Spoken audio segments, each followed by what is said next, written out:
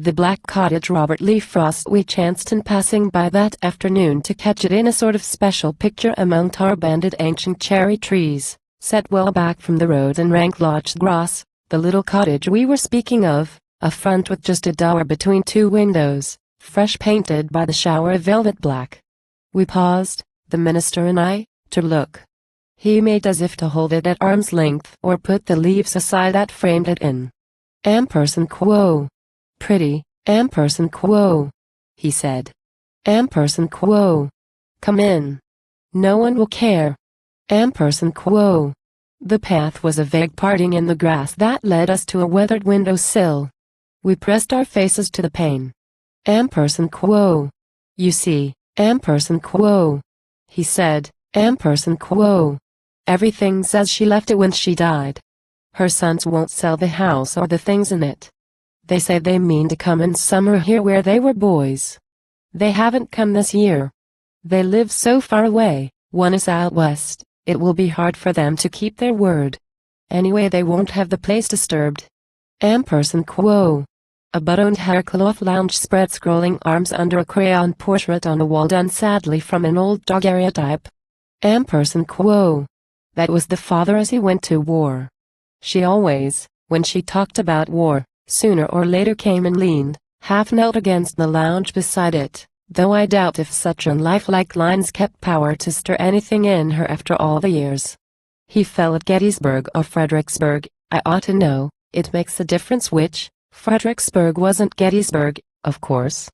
But what I'm getting to is how forsaken a little cottage this has always seemed.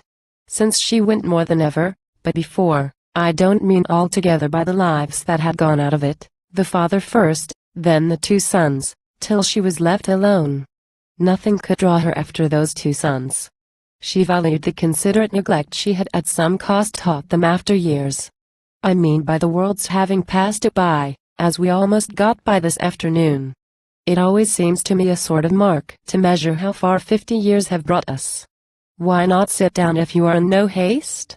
These doorsteps seldom have a visitor. The warping boards pull out their own old nails with none to tread and put them in their place.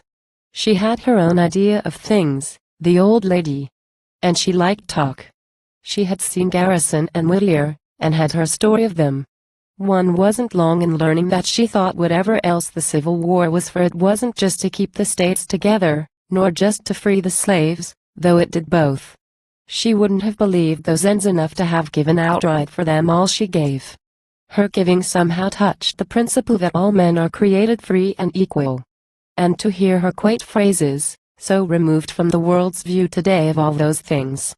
That's a hard mystery of Jefferson's. What did he mean? Of course the easy way is to decide it simply isn't true. It may not be. I heard a fellow say so. But never mind, the Welshman got it planted where it will trouble us 1,000 years. Each age will have to reconsider it. You couldn't tell her what the West was saying, and what the South to her serene belief. She had some art of hearing and yet not hearing the latter wisdom of the world. White was the only race she ever knew. Black she had scarcely seen, and yellow never. But how could they be made so very unlike by the same hand working in the same stuff? She had supposed the war decided that. What are you going to do with such a person? Strange how such innocence gets its own way. I shouldn't be surprised if in this world it were the force that would at last prevail. Do you know, but for her there was a time when, to please younger members of the church, or rather say non-members in the church, whom we all have to think of nowadays, I would have changed the creed a very little. Not that she ever had to ask me not to. It never got so far as that. But the bare thought of her old tremulous bonnet in the pew, and of her half asleep, was too much for me. Why, I might wake her up and startle her. It was the words descended into hates that seemed too pagan to our liberal youth. You know they suffered from a general onslaught. And well, if they weren't true, why keep right on saying them like the heathen? We could drop them. Only, there was the bonnet in the pew. Such a phrase couldn't have meant much to her. But suppose she had missed it from the creed as a child misses the unsaid good night, and falls asleep with heartache, how should I feel? I'm just as glad she made me keep hands off, for, dear me, Why abandon a belief merely because it ceases to be true? Cling to it long enough, and not a doubt it will turn true again, for so it goes.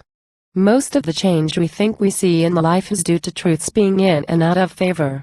As I sit here, and oftentimes, I wish I could be monarch of a desert land I could devote and dedicate forever to the truths we keep coming back and back to.